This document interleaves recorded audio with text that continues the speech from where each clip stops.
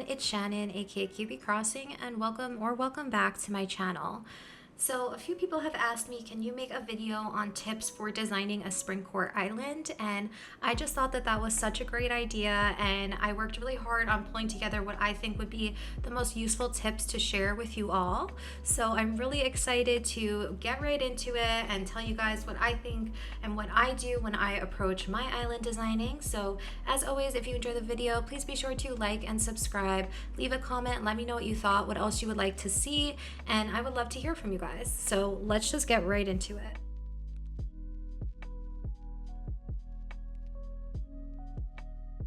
The first tip that I want to share with you all is thinking about a color palette for your island. So when I say color palette, I mean it in a few different ways that is going to translate to your island. But the first way that I think about color palette when I start an island is my flowers. So especially if you're going with the Springcore island, you're going to end up using a lot of flowers. So what I do is pull out a bunch of flower colors, flower types, put them all together on the beach, see what I like, see which ones I think work really well together that still give me variety. So I'm not just using all white flowers, I still have some color popping through. And I also think color is very important for Springcore islands.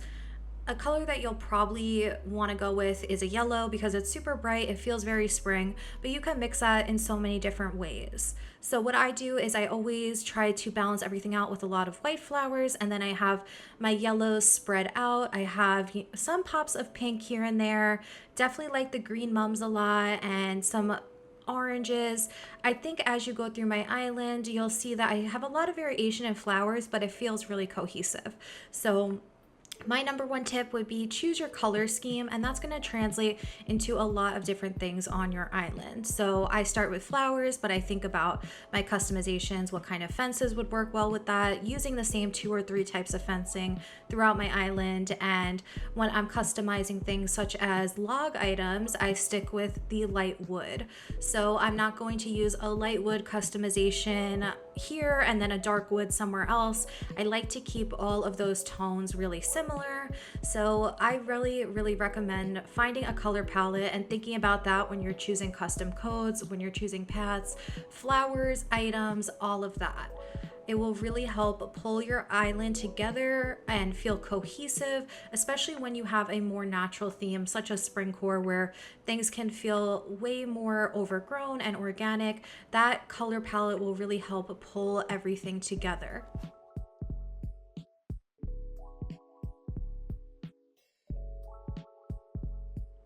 Since we're already on the topic of keeping things natural and getting that natural feel for your island, something I like to do is frame every space with a lot of trees and flowers. So every path that I have, I will always have trees surrounding on each side. I really like to play around with different heights of trees, so I will stunt trees, and it really adds that variation. As you can see here, I have some smaller trees mixed in with medium-sized hardwoods and taller full-grown hardwoods. This is really important to me when I'm framing a space because adding in those varying heights is really important. So if you don't know how to stunt a tree, all you need to do is get it to the growth stage that you like and plant any fruit behind it. So any fruit besides a coconut will work. Just plant that fruit right behind it and it won't grow from the stage that it is currently in. I think that that's a really useful tip to implement on your island. It will really help the whole area feel a lot more natural, and it will really feel as a real forest or a real woodsy environment would be. You know, not all of your trees are going to look exactly the same in real life, so I think that that's really important. And as you can see, putting down some pathing and really framing it with flowers, bushes, trees, it really just helps make that overgrown feel come to life, and to me it feels really natural. While I'm talking about trees, I think it's also important to stick to a few types of trees. So for me, I mostly use the regular hardwood trees and the cedar trees, but once in a while, as you can see here, I do put in a fruit tree. I mostly stick to these orange trees. I think it gets a little too crazy, at least for me, to use all different types of fruit trees, but that's not to say that you can't make it work. I like to give myself limitations. As I was talking about with the color palettes, I do the same with the types of bushes and trees that I'm using.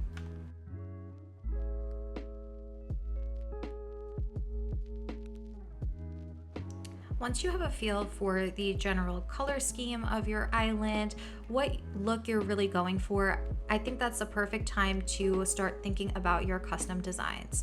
So I believe that custom paths really make an island feel unique. They give it character, and honestly, I don't know what my island would be without the amazing creators that make custom designs. So when I'm approaching which designs I'm going to upload, I usually have about 3 variations of a main path. I would definitely recommend having at least 2 variations so you're not stuck to one main path throughout your island. So as you can see, I have a dirt path that I use for some more natural farmy areas. I have a brick path that I use here when I don't feel like using the version of the path. And I think it complements really well this main green path that I use all throughout my island. And as you can see, the area that I'm standing in, I actually did a little inverted design. So I'm really using these designs to my advantage. I'm not always placing them the same. I like how this looks here with the regular in-game pathing with my custom path on top. It just really adds some variety throughout my island, and you won't get bored walking through just using the same path everywhere.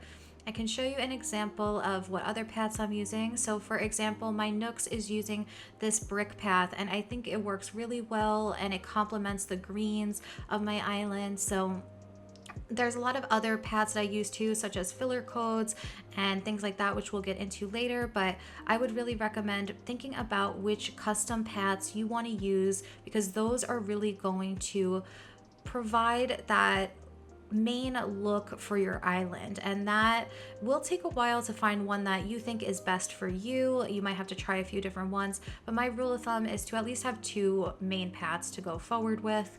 And another thing when we're talking about custom paths is thinking about all of those filler codes that you're going to want. So if I open up the custom designs app again, I'm not super organized at the moment, so please forgive me, but I have a lot of other filler codes. So floral clusters, I have this little lace path that I use underneath street lamps, underneath stacks of books. You can see it underneath the tiny library there.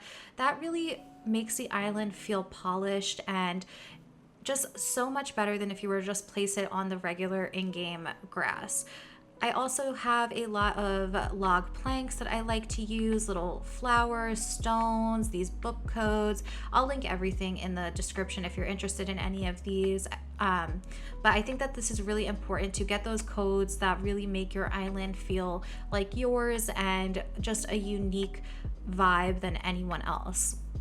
Another thing that I like to think about is my fabric. So I have lots of different fabrics to choose from because I make a lot of picnic areas, seating areas.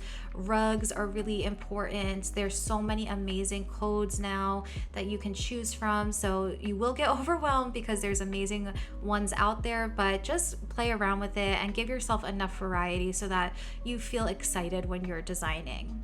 There's also these rugs here, which I absolutely love, which I make some diagonal rugs out of. And then these mini rugs are so fun for smaller areas.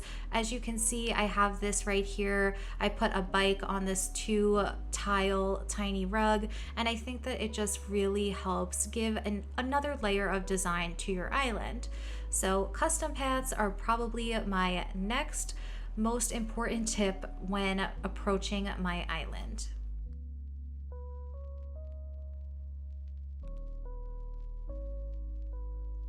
The next thing that I want to talk about is bridges and inclines.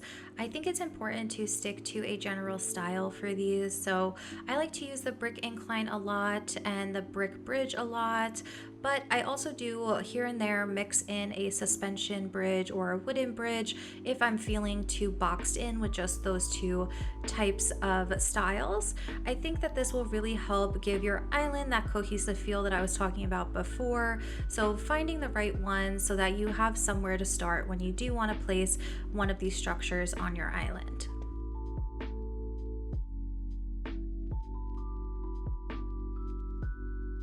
My next piece of advice would be to spread out your buildings as much as possible. So I'll open up my map. Even though my island is not done, I will show you how I approach placing buildings and how I usually stick buildings together and break them up. So my island and map is not done, keep that in mind, but you can see that my villager houses are all spread out throughout my map. I have all my buildings as well spread out because I want to add as much variation throughout my map as possible. So I don't want everything on one side, I don't want everything clustered together. And if you're going for this natural feel, I think it feels a lot more realistic to have these individual spaces. And it's really nice for the villagers too, because you can give them their own areas. You can design however you want for each of their houses without having to make it work within a neighborhood. But that being said, I usually do put a couple of villagers together, so I make these little clusters of 1 or 2 houses. You can see I have Freckles and Joey, kind of similar area over here. I have let's see, I have Daisy over here, and she's pretty close to Callie, and I gave them still their own spaces, but it's nice to have 1 or 2 buildings together. So my next idea for you would be, when you're starting off your map, you can kind of block off spaces of where you think buildings would work. I like to put down custom, well, not custom pathing, the in-game pathing, to actually see it on my map where I think buildings should go. Gives you a general idea of what you want to work around.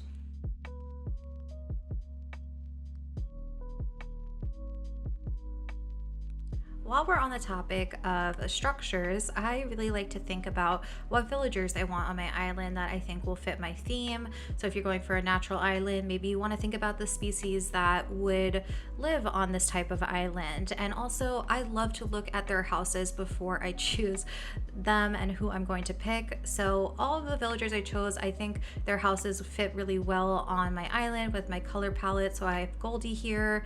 I'll also give you guys some suggestions on what villagers I think work well for Springcore, just pretty much all the ones I have. I have Daisy's house here, I have Callie back here, and I just think that they're all different, but they all fit in with the general look that I'm going for. And I really like to decorate around their houses as well, give them their own unique spaces, their own seating areas, and make the spaces feel different and unique while still fitting into your overall theme.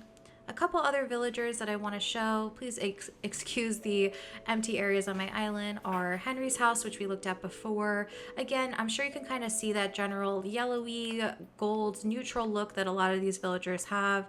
I have Stitches over here. I actually gave him his own little playground area, so you can get creative with what you make for them and choose wisely who you want on your island. Remember, you can always switch them out if you end up feeling like a house isn't working or the villager, you're just not getting along with them. But I think choosing your villagers is another good place to start. You can make a list on Villager DB, which I use all the time, to get a general idea of who I want on the island and go from there.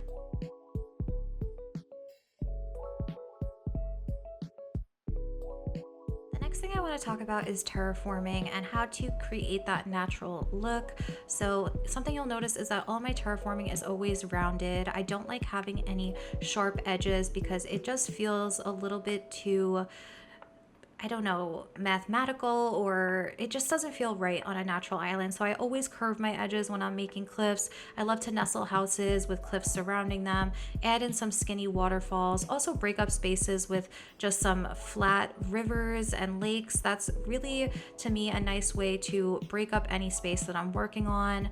As you can see, as I go through here, I also like to create some mini lakes throughout my island. I guess you could call it a pond, but you know, a tiny lake just sounds cute. So yeah, I think that adding in waterscaping, adding in as much cliff building with your terraforming tool that you can, will always help add more interest to any space that you're working on. Even just putting some houses on a second level, creating that incline leading up, just add some interest to the space that you're working on and just play around with it. I think the fun thing about doing a natural island is that you can really just go with the flow, see what happens, and a lot of times you'll find that you like the shape of something and that it really helps add another element to whatever space you are working on.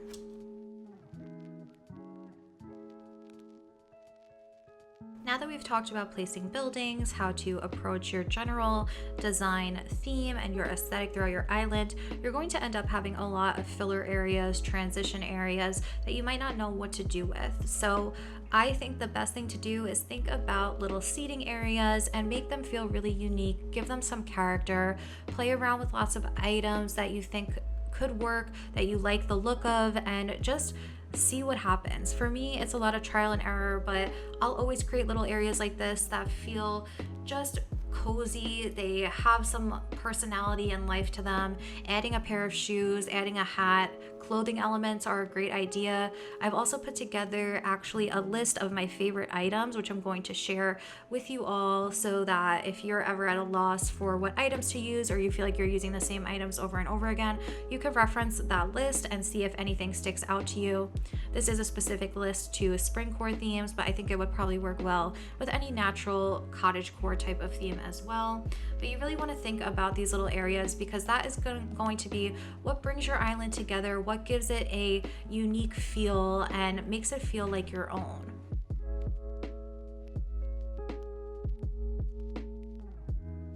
The next thing that I think gives your island a very personal feel is to create areas based on real world places. So I like to look on Pinterest or think about places that I've traveled to before that I can possibly incorporate into my island.